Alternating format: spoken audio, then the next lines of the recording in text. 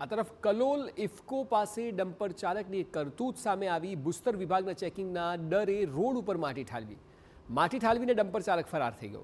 Road વચ્ચે માટીના ઢગલાથી વાહન ચાલકોને ભારે હાલાકી પડી. રોયલ્ટી વગરના ડમ્પરો ચેકિંગથી બચવા ઉકળતા હોવાની ચર્ચા છે.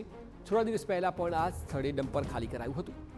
માર્ગ પર માટી ફેલાતા અકસ્માતનો પણ ભય ફેલાયો છે.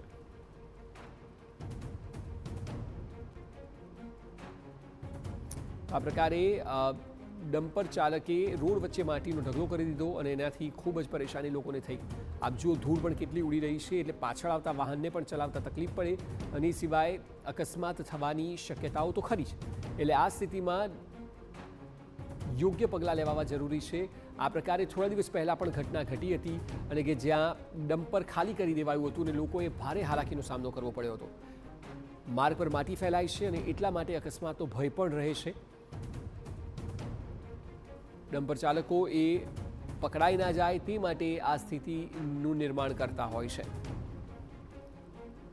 પ્રશાસન દ્વારા યોગ્ય કાર્યવાહી અને કડક કાર્યવાહી, ઉદાહરણીય કાર્યવાહી કરવી જરૂરી છે, જેથી કરીને આ પ્રકારના લોકો ભૂસ્તર વિભાગના ચેકિંગ દરમિયાન જે કરતૂત કરતા હોય છે તેઓ એ સ્થિતિથી ડરે એ પ્રકારની કાર્યવાહી હોવી જોઈએ. આપ જુઓ, આ પહેલાં પણ જે પરિસ્થિતિ સર્જાઈ હતી, કારણ કે આ પહેલીવારની ઘટના નથી. કલોલમાં રસ્તા ઉપર રેતી ઠાલવવામાં આવી, એ સિવાય સાબરકાંઠાના પણ દ્રશ્યો છે, છોટાઉદેપુરના દ્રશ્યો છે.